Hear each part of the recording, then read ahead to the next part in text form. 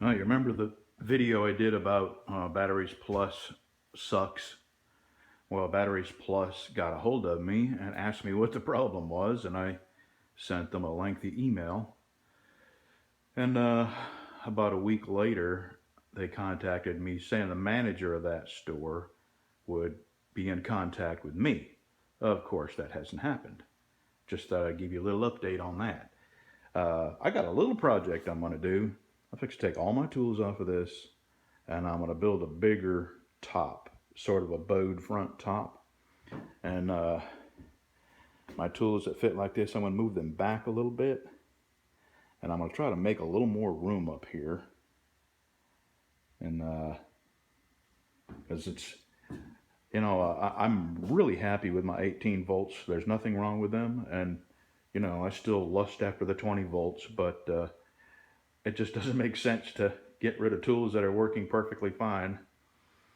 And some of these I've had for many years. I've done an awful lot of different things with them, and they still work great. So I'm just going to stop thinking about the 20 volt system and continue being happy with the 18 volts. They work perfectly fine, just not the Batteries Plus batteries.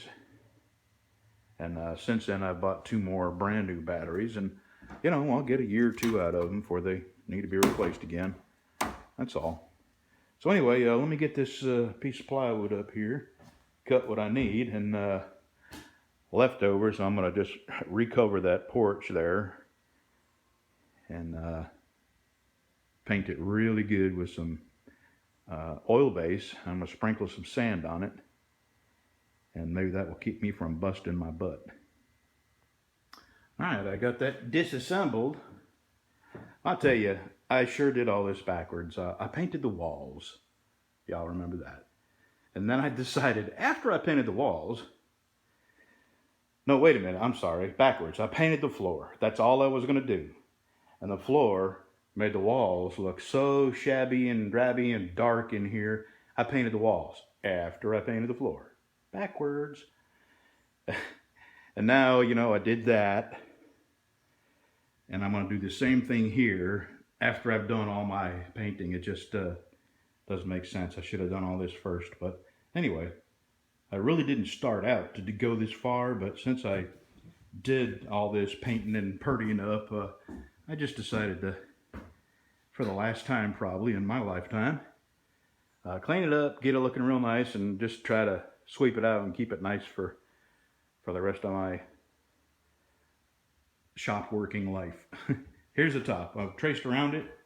I'm going to come out a little further than this original one, and it's going to be somewhat rounded towards the front, like bowed. And then I'm going to fit it up in there, make sure it all fits nice and tight. And if it does, then I'm going to cut all my holes for my tools and everything out here. That's going to be a whole lot easier than doing it up there like I did last time. All right, let me get this cut out. All right, there's the basic fit. Now I'm going to go to making my front here and start cutting holes for my tools. Lucy, where are you going with that? How do you know I don't need that? Hey, come back here. How do you know I don't need that? You just know, huh? Okay. Oh, God, I love that dog. Okay, I'm not a smart guy, but I'm sneaky. And I've figured out a way to make my my bow. I've got this screwed down to the plywood underneath it. Got a couple of screws here. I'm going to take some string, and I'm going to tie my pencil right here at this mark and go up this way with it. And then I'm going to go to the other string and that side and do the same thing. And I'll probably end up with a bit of a flat space up here, but that's fine. So let me get this string out, get it drawn out, and see if it looks like what I want to cut. Well, there's where my lines intersect. So all I'm going to do is sort of square this up here by just catching the top of these lines.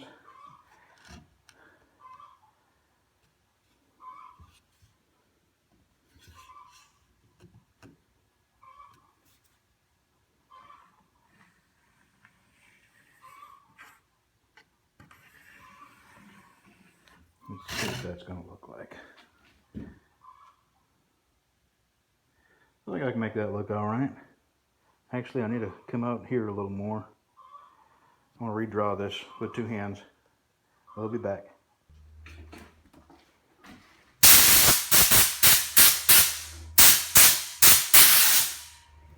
All right, there we go. I'm going to dry fit this one more time. And then I'm going to draw out here where I think I want my tools.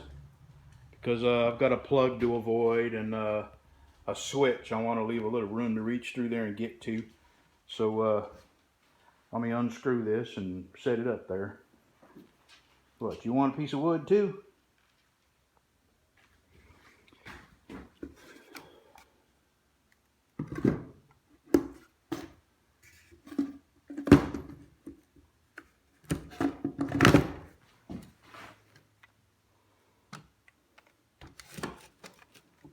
Yeah. Now, I got to cut out a slot for my circular saw and a hole for my angle grinder.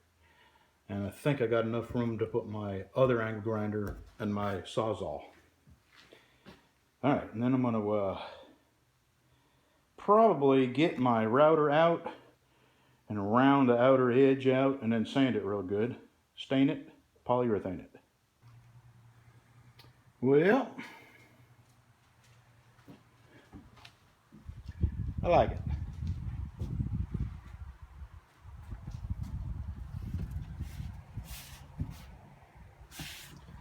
Plywood's bowed some, but it'll straighten out when I screw it down.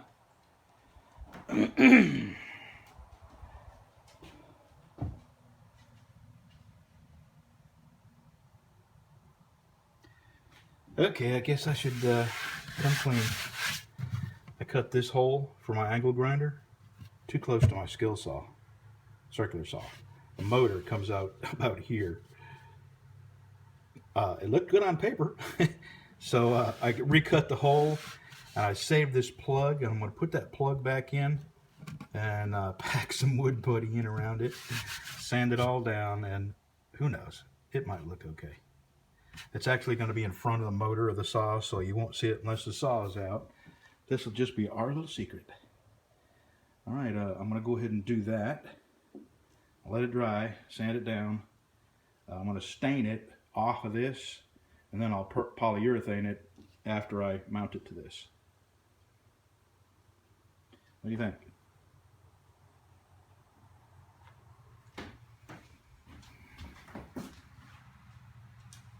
Okay. Well, there's my faux pas. You know, faux pas sounds so much nicer than screw up. So there's my faux pas. Let me show you what I did on the bottom.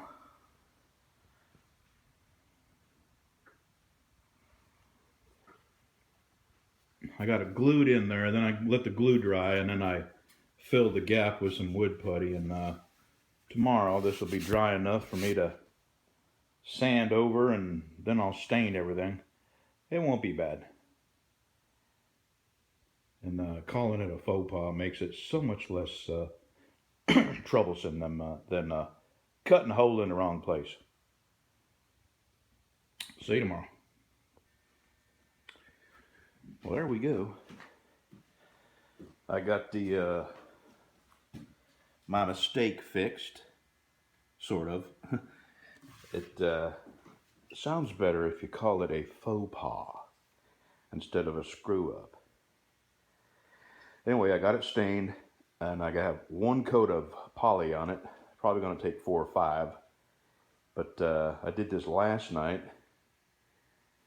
and I'm fixing to hit it with some fine, probably just some steel wool to knock the top of it, and put a second coat on it. It's going to be a long process because it's raining and humid, and it's going to take forever for this to dry.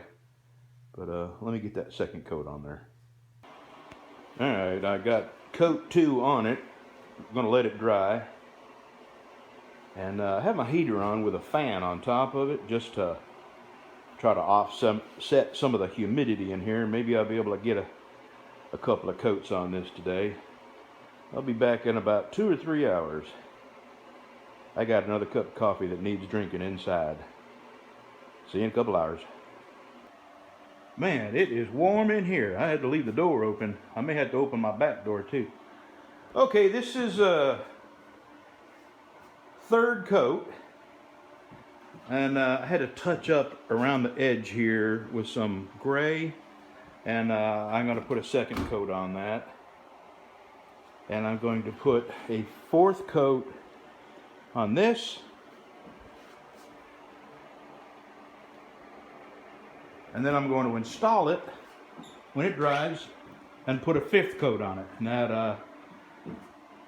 that'll hold me. Okay, let me get that second coat of gray on there.